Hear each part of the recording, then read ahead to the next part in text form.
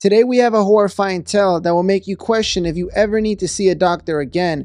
We're going to be diving deep into the shocking story of Dr. Christopher Duntsch, also known as Dr. Death, a surgeon who operated on 38 patients in the Dallas area over the span of 2 years, but what should have been routine procedures turned into nightmares for those unfortunate enough to cross paths with him. Out of those 38 patients, a staggering 31 were left paralyzed or suffered serious injuries. Prepare yourself as we uncover the horrifying truth behind Dr. Death. Veteran surgeons describe Dr. Death as a surgical force gone terribly wrong. Wielding a scalpel like a hyperactive child, Dr. Christopher Duntsch was known for entering the operating room under the influence of cocaine, LSD, and pills. Patients would enter needing routine surgery and would leave paralyzed. He was on a rampage, unlike a serial killer, but instead of taking lives, he was systematically manipulating his patients. But how did he end up in the operating room, trusted with human lives? Born in Montana in 1971 and raised in Memphis, Tennessee, Duntsch grew up in a caring family. Because of his talent and intelligence, he shined in high school. He excelled academically and displayed remarkable skills on the football field. Although his dreams of playing professional football fell short, Duntsch embarked on an educational journey, earning an undergraduate degree in 1995.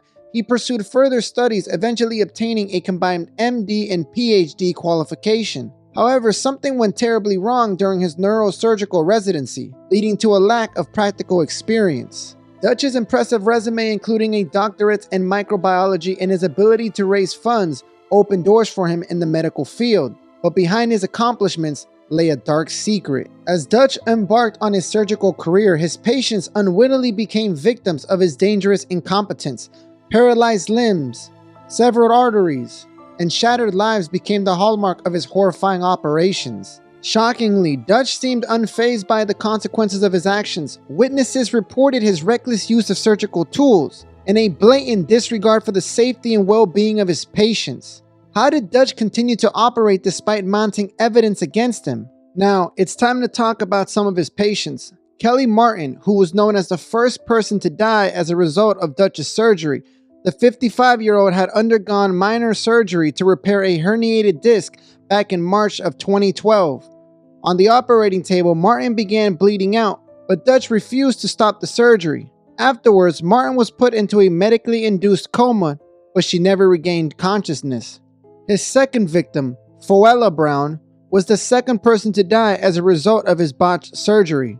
When Dr. Christopher Duntsch was working at a Dallas medical center, Foella Brown quickly lost consciousness after surgery in which Duntsch blocked one of her arteries with a misplaced screw. She suffered a stroke and was taken off life support days later. Another one of his victims was Mary Elford.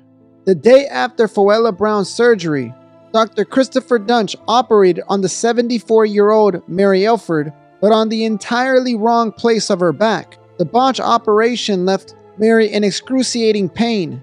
Mary Elford's nerve root had been completely severed, her spine pokemarked with screw holes, and a screw had been lodged into another nerve root at the bottom of her spine. It was this surgery in particular that secured his life sentence in prison. Now, it's time to talk about Jerry Summers, who was actually Christopher Duntsch's close friend in real life. While Dr. Duntsch was working at Baylor Regional Medical Center, he went under the knife to have two vertebrae in his neck fused together by Dr. Duntsch. During the surgery, he removed muscle tissues and Summer lost a significant amount of blood.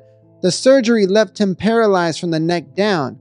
Days later, Summer told staff at Baylor he wanted to report a crime. He told staff that him and Dr. Death had taken cocaine the night before the surgery, but later retracted his statement, claiming he had made it all up to get Duntsch's attention. As a result, Duntsch was ordered to undergo a drug test and a psychological evaluation, which he passed. The drug test had taken place 5 days after the surgery, allowing him enough time for the drugs to leave his system. Summers later died in February of 2021 from an infection related to his paralysis.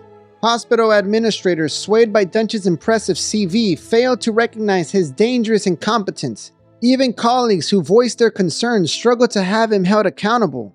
The question remains, how did he evade arrest and continue practicing as a surgeon?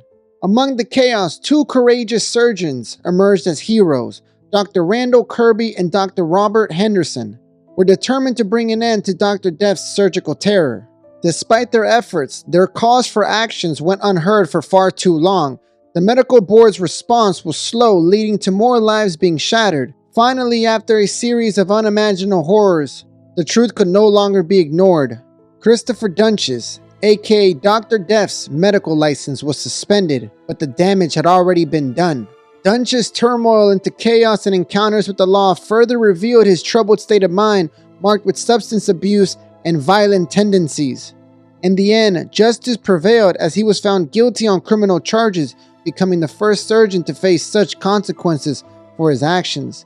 The story of Dr. Christopher Duntsch, aka Dr. Death, serves as a chilling reminder of the importance of accountability and patient safety within the medical profession.